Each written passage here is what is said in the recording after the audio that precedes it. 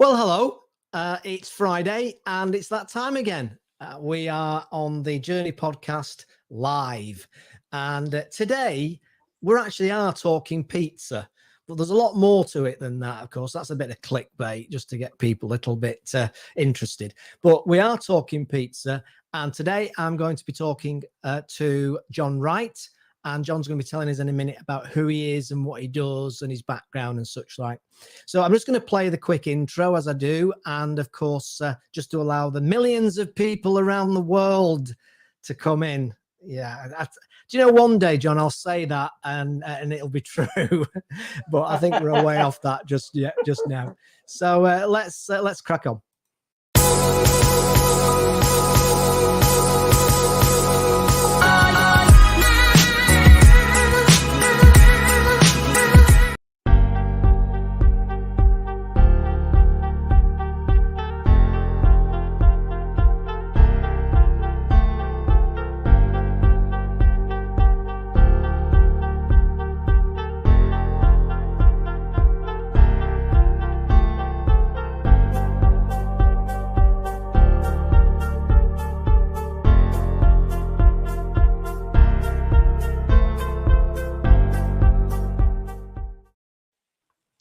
Okay, so a very warm welcome to the Journey podcast. And today I'm delighted to be joined by John Wright. Now, John actually is a massive fan of this show, another exaggeration, but I know he's seen the show because he's commented on the show before. And actually, I think we met originally through this show, and I think he was also on one of the training sessions I was doing online. So, John, brilliant to have you on, mate. Really good to see you. I know we've been taking a little while to get this sorted, but I'm glad we managed to get it over the line. So, for those very few people who don't know who you are, tell us who you are and what you do. Good morning, Phil. Thanks for inviting me on to the show. Well, I'm John Wright, and I've got a business called All Fired Up. It's actually all about the food. I started making pizzas probably back in 2014. The business actually started in 2020.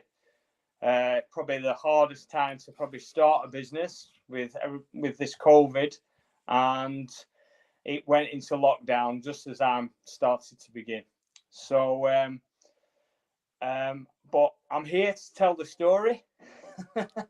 I've got through it, and the business is thriving, and it's going from strength to strength.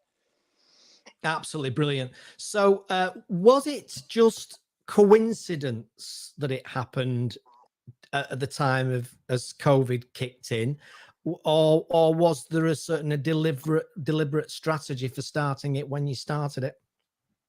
Right, going back into, like, say 2019, I actually bought a pizza oven from Italy. It was one of these fabricated, and I put it in my garden, and that just totally changed the way of my pizzas, because previous to that I was cooking from a fan oven, and you can't get the temperatures of, obviously, as a wood-fired stone-baked pizza. And this just, like, alarm bells ringing, thinking, well, I'm going to do it. This is, I'm going to go into the business and get a mobile van, and take it out to the people, because I tried and tested my dough with so many people, friends and family, and with everybody come into the kitchen, I'd be just taking pizzas out of the oven, and that was all I'd be doing it all through the night, just making pizzas, and everybody else was eating them. And so when I got that oven, that just changed things. And I'd looked at a few vans, and some were actually cleaner in the actual cab than they were in the back of the unit. And this one came up in Barnoldswick, so not far from me. And I actually stood in it. The guy outside, I don't know if he was actually planted there, he said, you do look well in that. It suits you. Good salesman, mate. Good salesman. It was a good salesman, yeah. And I took it out for a drive, and I didn't take anybody with me, because all through my life I've always taken people with me to say, is this okay? Is it right for me? And I took it out for a spin, and I thought, no, don't seem to be having any knocks. And, you know, I'm not a mechanic, but obviously I've had my experience of vehicles over the years. And I thought, yeah, this is it. So that's when I did the deal, and I've been following a guy from down south who does ovens, proper stone baked ovens, and Amigo ovens, and he actually put me this oven into the van. I left it with him, came back on the train, and he actually pushed it through, and he got it ready just before COVID hit, and I got it back, and COVID hit, and that were it. I was thinking, right, what do I do now? Yeah. So I was actually doing some lives on Facebook, doing some cookery like classes just to get my sort of name about. I think I met you on one of the training, I think it was Boost Lancashire, I think it was. Yes, it was. Yeah, it was. Yeah.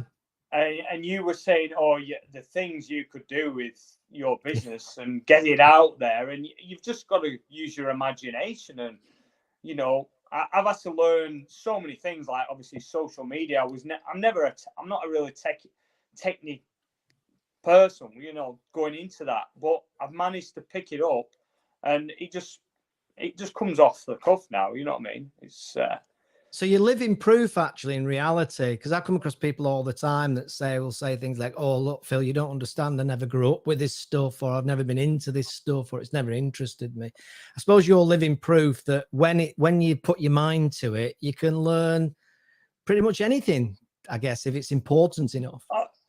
Without a doubt. And I'm a big thing for people. I'll tell people, I'll say, look, if you want something so bad, you go out there and learn it, whether you read a book or you get the training for it. I mean, I started years ago. I mean, I trained as a chef, but I had a bad side of it. That goes through my childhood. And I came out of it, but I've actually returned to it, and I've actually done the full circle of a pizza. You know what I mean? So I've got that story that I've come back to what I love, the food and meeting people, and my van is my stage. You know, I mean, I love meeting new people and saying to it, look, have you tried this? Have you tried this pizza? This has got a really good balance. You know what I mean? And I have created pizzas, you know, flavors, and I'm all looking for new things, you know, which I never got the chance to as a chef because there was too much going on. You know, I mean, that is another story. I mean, if we've got time, we'll go into it. But now, yeah, sure, share it. It's okay. 2019 was a big turning point in my life. I mean, I read a book from have you heard of Van Middleton, Zero Negativity? Yes. And I read that. That was the first book that I've actually read from the front to the back cover. I read it all the way through, and it just changed the way I looked at things. And I look everything now. I've had this like cloud shift from me. Everything is so positive. If somebody comes to me with negative, I'll either switch it around or I'll just brush it aside. You know, I don't need that. You know, so almost an epiphany in a way. Yeah, and it is strange how it's happened. I mean, I've probably come a backwards way of learning things in my life to come to where I am now, because I never thought I was going to be an entrepreneur when I was younger. Now, if you look, when I was at school, I was one of these. I was very quiet, very sensitive. I had a weakness. People saw my weakness. I was sensitive. I broke down in tears. I pushed, and you know, I was easily upset. You know, and I couldn't get numbers. I was frightened to put my hand up in class, and I just didn't get things. You know, and I was in the classes where all the people wanted to mess about. You know, not saying those people were bad people, because they've since gone on to great things.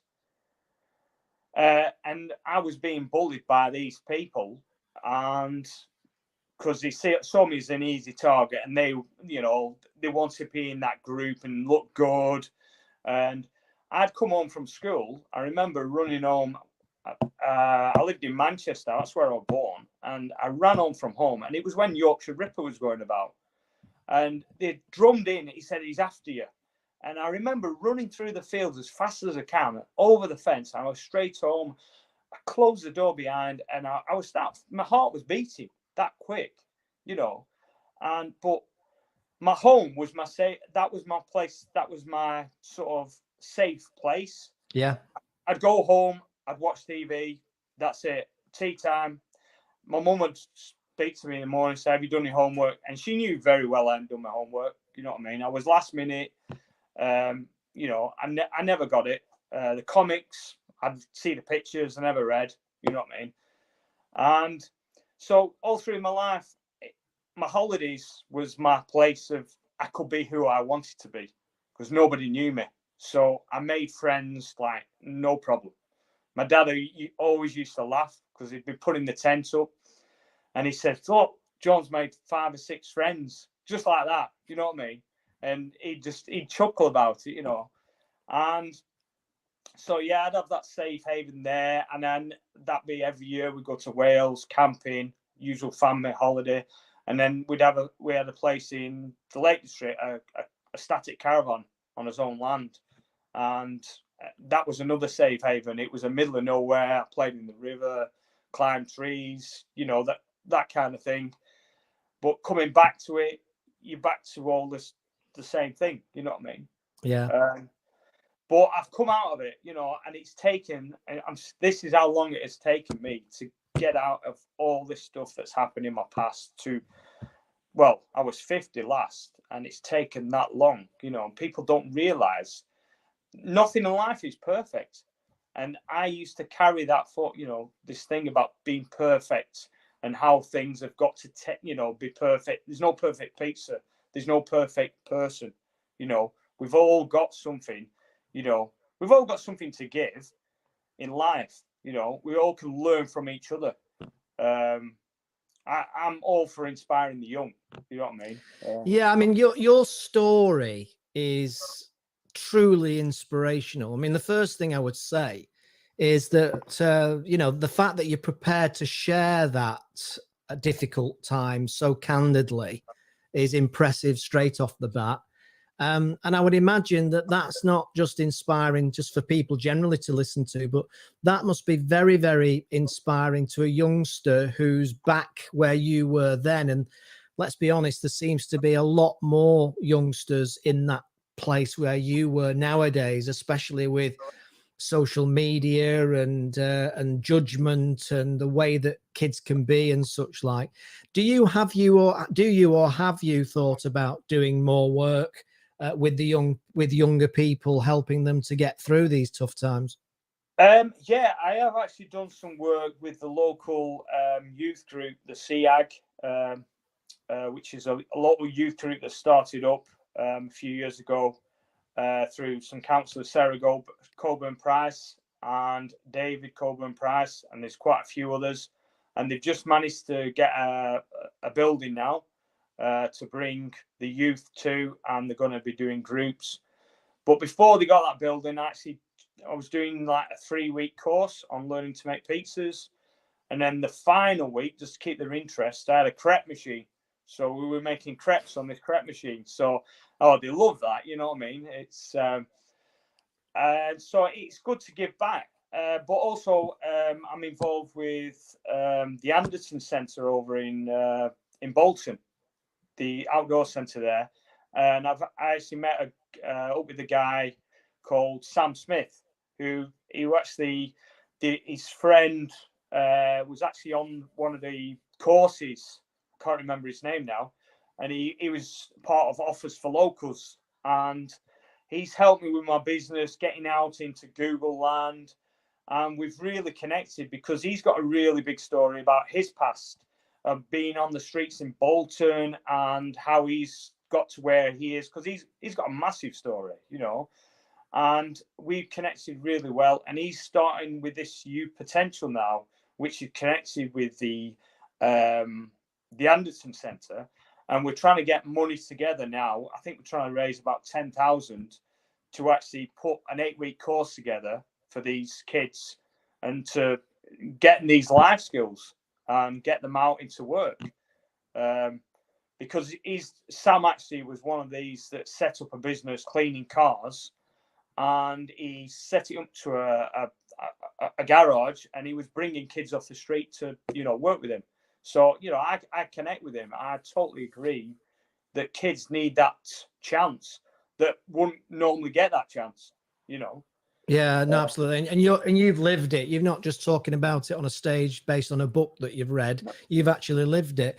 So, talk to me a little bit more about the van experience, then, just so the viewers about the van experience. I'm assuming that you drive the van to different places, what festivals and events, and is that how it works? Yeah, I do private events. I do local pubs through the week. And then my weekends are like private events. I try and keep now my Saturdays, and sometimes I get Fridays where I do private events. But the last few months I've just been chocker. I got a call yesterday for doing the army barracks next Saturday over at Warrington. So I'm doing the sergeant's mess. You know what I mean? So that was actually referred by somebody else. You know what I mean? Did you find, obviously you were doing, when we met, when I was doing the course, you were obviously doing, what you might call active marketing. And what impressed me about you straight away was the fact that because I was obviously going on and on about content marketing and the importance of digital media and the importance of video, if you remember. Yeah, the minute I saw you and heard you talking, I thought, this guy's actually doing what I'm saying. And as a result, I almost felt like in fact, I probably said on the day, talk to him and look what he's doing, because he's doing it well and he's actually doing it. And, and he wasn't born an actor. He wasn't born a performer as such. And you were actually out there doing it. So did you find that? Thanks, Phil. Cheers. Well, that. I'm just being honest about it. That's absolutely how it was. Did you find, or have you found, that as you were doing more and more of that kind of thing, did you start to see, or have you started to see the phone ringing more now, as in inbound inquiries, word of mouth spreading because people are seeing and hearing you doing what you do? Yeah. Without a doubt. Yeah, it's not just like, say, Google land, as Sam would say it. People they refer. Take it for instance. I did a 18th last Friday, and that had been referred, I reckon, in the same sort of group of people. I think it's like 6. It's referred about 6 times now. So if you think just one person does that, how many, like, say, 20 people, if each person referred you, you'd think, I need some more vans here, which is something that I am obviously looking at, to go out there, to expand. It's like, which way do I go? Do I franchise the system, or do I employ somebody? It's these decisions here that only you can make. You know what I mean? People can advise you. Yeah. Oh, yeah. Absolutely. It is absolutely and you will be responsible for the good, the bad, and the ugly of those decisions. Yeah. Do you think that's something that business? Do you think that's something that business owners actually appreciate and entrepreneurs appreciate? Is all those decisions and how you have to take responsibility for those decisions versus that it's everything's everybody else's fault? Yeah. I suppose. Yeah. Nobody trains you necessarily to be an entrepreneur, do they? Nobody. No, not at all. There's no school for it. I think there's more, maybe a little bit more coming to schools now, teaching a little bit of entrepreneur stuff, but there's still a long way, from doing it. But it's really weird. You've got to do everything, haven't you? You've got to, I'm making the dough. I'm doing my accounts. I'm cooking it. I'm everything. Social media. I'm the one man that does it all. Obviously, I've got people that help me out each evening making the pizzas, and I'm cooking them, and then I'm chatting to the customers. If it's a bit late going through, you're distracting them. Just they know you're doing it. But it's, you have that bit of a banter, and it's not just about the pizzas why people come back to you. It's about who's in front of that stage, as I call it. You know, it's yeah, you're at a very interesting point, I would say, in your journey, because you've clearly been able to differentiate yourself.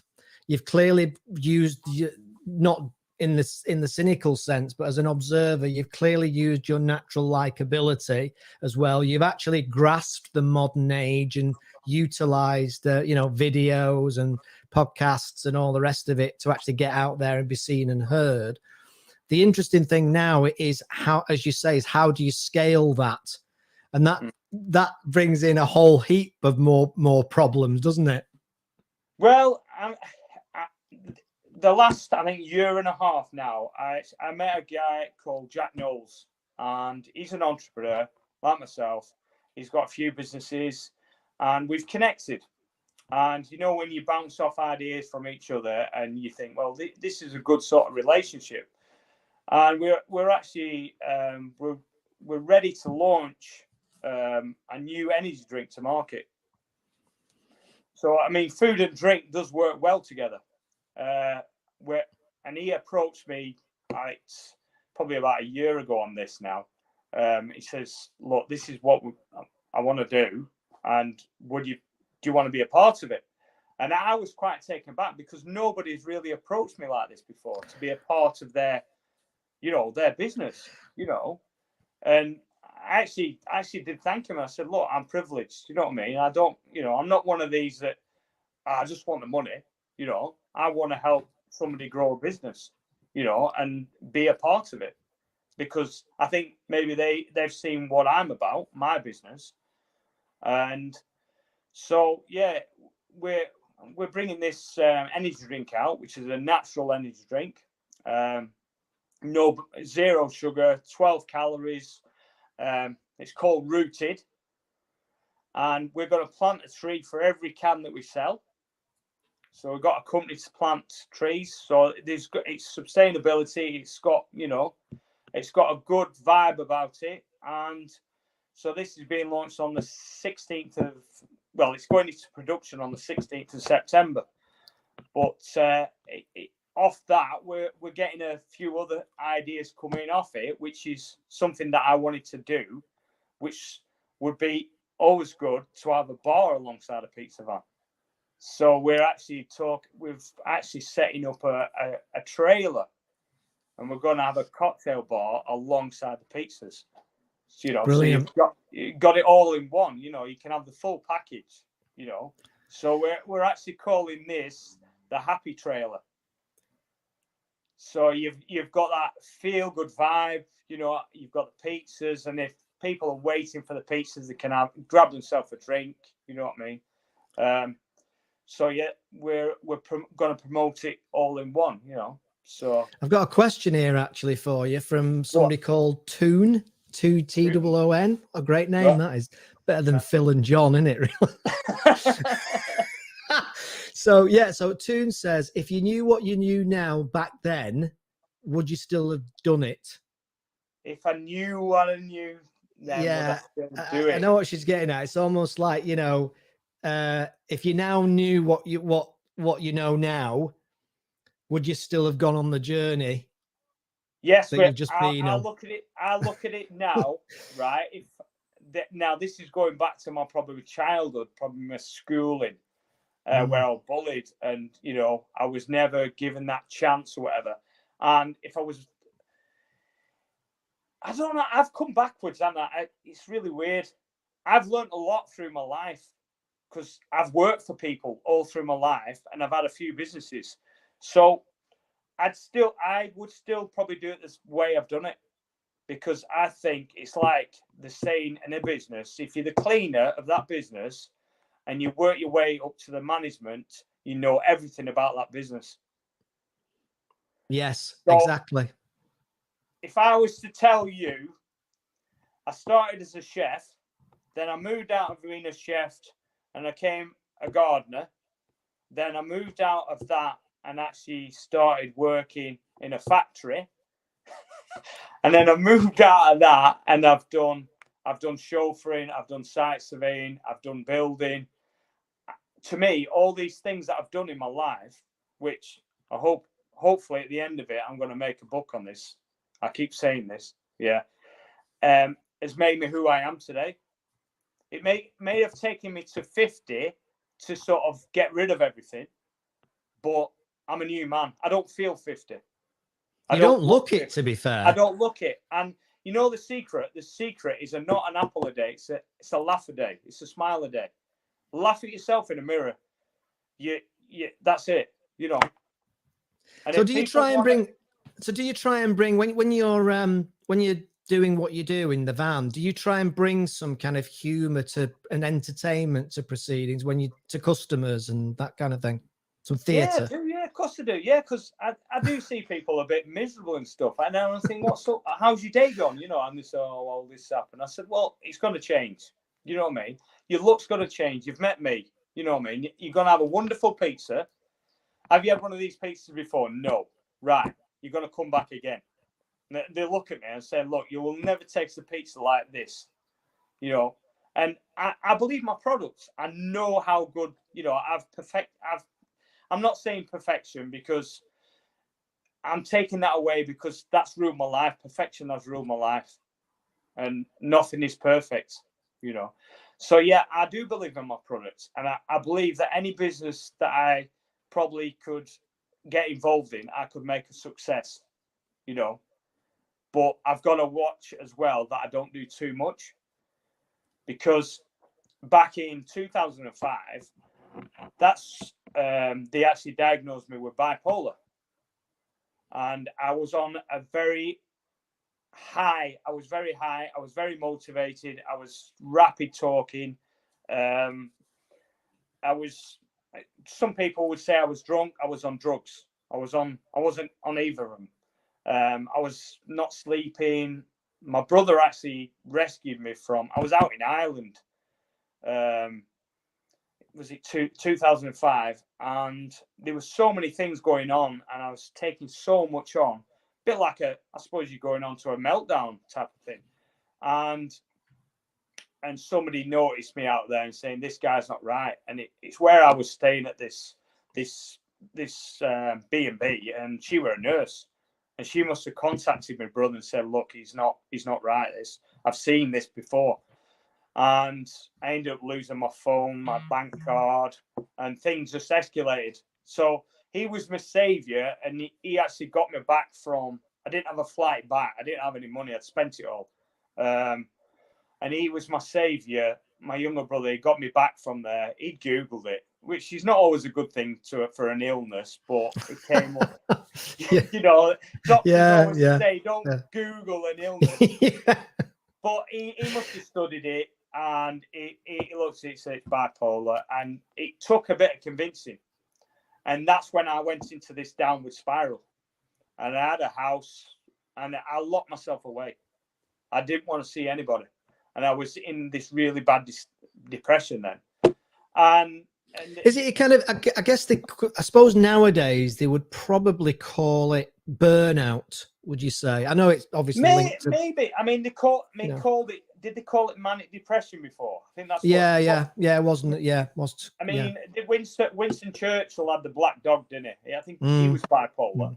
And there's quite a few other celebrities. I mean, a few years ago, they made it look trendy, but it's not trendy.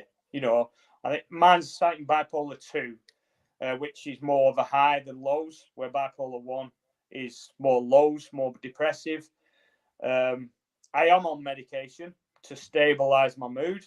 My wife's a nurse. I've got to take it, otherwise it'll be a divorce, you know. Well, that's a good threat, and it's absolutely to your benefit that's the case. Yeah, I mean, to tell you, over the years, I did actually 3 years without medication, and I was good. And then I've had some relapses. I'll hold my hand up. I'm quite open about this. I am an open book. I've been sectioned twice. I've been in the Priory up in Darlington, where Gascoigne had been. I probably run in the same footsteps as Gascoigne. I used to do a lot of running and stuff. That's a cracking claim to fame, in a way. I've never heard such a claim to fame ever. That's something that's bragging rights, I guess. Everybody, I got some strange looks up there, when I was running around the buildings and stuff, and thinking, who is this guy? Because you've still got that adrenaline, you've still got that manic, but you're full of energy, and you just want to do things, a million things, Has any part of that helped you with the business? I mean, I know that might sound a bit counterintuitive or a bit weird, but has any of that drive or energy helped you in terms of, digging deep and cracking on when things get tough? Yeah. Or is it a burden? No, to some people, they would call it a burden, but I call it a superpower. Yeah. I think it's like dyslexia I never got checked for dyslexia or anything like that. Maybe I've got something, I don't know. They did diagnose me with bipolar. Whether it is bipolar, I've accepted it. I take the medications like a good boy. I do my thing. I like my coffee. That keeps me a little bit, I suppose, gets me awake. You know what I mean? I've not had any today, but I've actually been for a swim, which I do love. And I think that gets my focused and gets me driven. I did a mile this morning. Yeah, brilliant. So what happens then, completely going off on a tangent, what happens then during the winter with what you do? Is it a problem, or do you just drive the van inside? I just keep going. There's still, obviously you're going with the seasons. You're thinking, right, the last few months, like July, August, I've been busy every weekend, and obviously through the week I do the pubs, and then September, well, I'm booked up now through September, and then I'm going into October. I'm starting to get bookings, so you're actually trying to work. They are filling up, and you've got different things happening, events. You're working, you're thinking, right, there's markets going on. Not that I really like the markets, because they're a long day of market, and the footfall is not always, you're not throwing them out the same as you would say at an evening party. You're guaranteed it at a party. It's, if you're doing a crepe or a coffee at a market, you just crepe, coffee out, where a pizza is a lot more to it. Yeah, you have to wait for it and everything. But it's fascinating though, isn't it? The psychology of all this stuff, which I do quite a lot of psychology in the work that I do, psychology within business marketing context. And it's fascinating, that whole conversation. And I've heard it said by quite behavioral scientists and what have you, how we don't mind waiting for something like a pizza if it's being done and it's clearly being cooked in a certain way, like with you, with the wood-based stoves and such like, because we feel as if it's being crafted as opposed to just cooked, and therefore we'll wait, whereas normally we're impatient and we don't want to wait. Is that something you've ever come across? Yeah, I've actually had people like that and waiting. So, is he not ready yet? And I'm thinking, look, all good things to those who wait. Yeah. It is handcrafted. It's not put through a machine. It's not, all the dough's made 48 hours. And it's handcrafted in front of you. So it probably takes longer to make the pizza than to actually cook it. For when it's fired up, you're talking 90 seconds, to cook a pizza, But, when you get that pizza, people, I still, even if it's cold pizza, I still think, gosh, this pizza is good. You know what I mean? Now, the day that I say, oh, this pizza is dreadful, that's the day I quit. You know what I mean? So, yeah, I think that's an interesting point you make, though, because I do a fair bit of work with salespeople and business development in terms of, and one of the things that I see a lot is, and it's a massive issue, is to the degree to which in their hearts they don't believe in the product. Yeah, I totally agree with you. Yeah. I think if you believe in that product, say you believe in that car, you're selling to that family. You're not selling him a Porsche, because he can't get his family in that. You're selling him an estate car. He can still get his golf clubs in, and that's suitable for that purpose. And it's like having, a pizza suitable for that event. Do you want to be catering? Do you want to get a buffet, or do you want something different? You know, it is different, and it's not like your ham sandwiches, your egg sandwiches, and your sausage rolls. I mean, I can tell you a story about last New Year's Eve. I did an event last New Year's Eve, and they'd ordered me to do 75 people to do pizzas, and his wife actually got a full buffet at this table, and it was never touched. You know, Oh God. And I mean, the guy has actually booked me again for this New Year's Eve. So, so basically, what you're telling me then, John, is that you're partly responsible for food wastage in the in this. He actually said to me, "Do you want to take a bag full?" But I think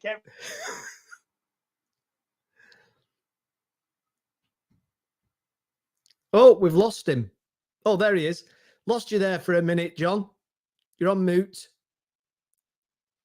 we lost connection there. Yeah, we did. You see, this is the great thing about lives, mate.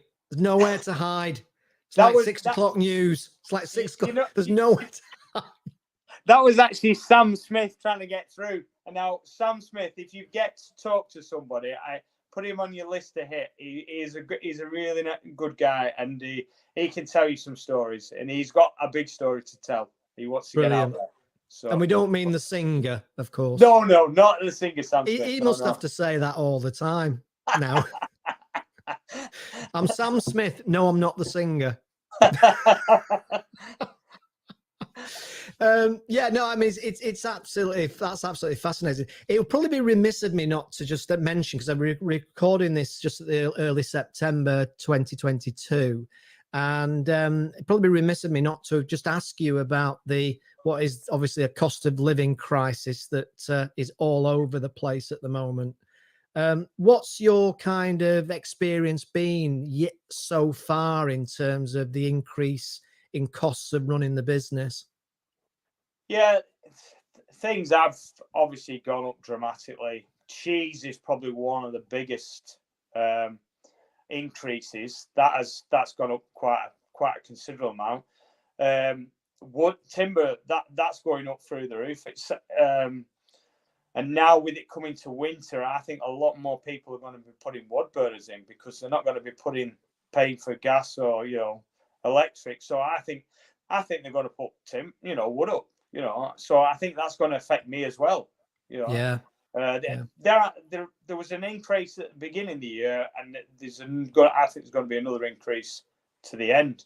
But I've got to use kiln dried, so I can't just use it any old sort of timber. I can't use it from, say, a tree surgeon who just cut the tree down a few weeks ago. It's properly. There might be, say, 10% moisture, and it's got to be no more than 20% moisture, because I don't want it all coming out of the the wood as I'm burning it. It just takes longer to burn. It's I think it's hard to imagine that every business is impacted in some shape or form. Even obviously working from home now is a thing in terms of the extra costs of heating over the winter and what have you. It's going to be a tricky time, I think. I don't think there's any doubt about that. I think it's going to affect like fish and chip shops. I think pubs. I think we're going to see a lot of pubs close down. I think because of the energy prices. And I mean, I was speaking to a local pub in Blacko last night, and he was saying a pub was getting priced, I think, £100 a day for the gas and electric. So you think you've got to make that before you pay your wages, your food. It's a big chunk, isn't it? So I don't know. It's got to be back to candles, I think. Cokes and candle night. You know what I mean? Well, you're a bit older like me, so even though you don't look it, obviously, but I do. So obviously it's going to be a bit of a tough time. You'll remember, like me, the days of candles, I would imagine, back blackouts, in the blackouts and all that. So, yeah. Right. Okay. I'm very conscious of the fact you've got to go, because you've got to go and actually cook some pizzas, surprisingly, haven't you? Prepping up for a big event for freshers tonight, a big awards events over in Horton Tower, Riley Green, the teepees at Riley Green. So yeah, it's a big big event. I think it's about 150 people, I think, or maybe more. So, right.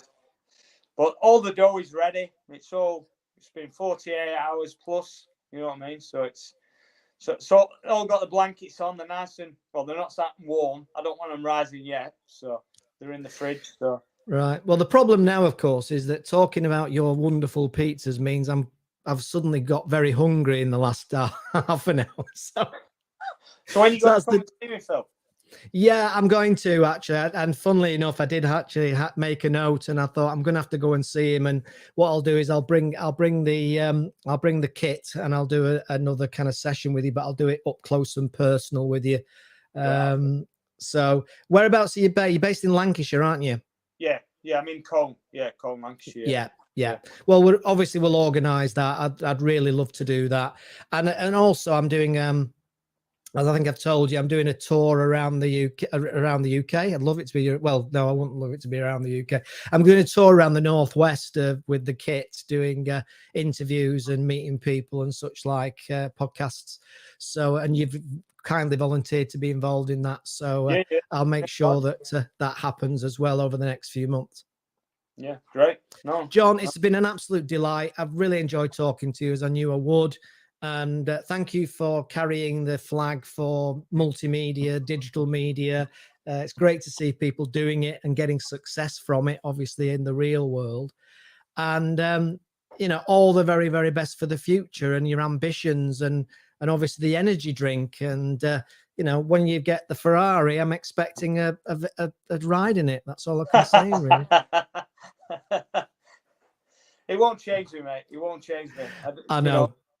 I can tell that. Rubber and metal, isn't it, these cars, Yeah, I can tell that. I can absolutely tell that. Right, mate. We'll have a great time this afternoon. Hope it all goes well. I'm sure it will. There's no doubt about that. And very, very, very, very best of luck with everything. Thanks. Thanks, John. Thanks very much, everybody, for joining me today. I'm always very grateful for people who watch these shows because I know that time is precious, and I also know that there's a huge amount, a deluge of content out there for you to watch and listen to. So I always appreciate your time, and hopefully, certainly, I've got a number of takeaways from this chat with John, a number of reminders as well. And sometimes I think we do need reminders in terms of our business journeys. It's not always easy. It can be very, very challenging. And John telling his stories and being so candid about his background and his struggles should hopefully as well inspire a few people who maybe have had the struggles or are having the struggles right now, that keep going, just keep going, just keep going. So thanks very much, John. And I'll see you all very soon on another live show, live on LinkedIn, Facebook, and YouTube, The Journey. Thanks very much indeed. Bye for now.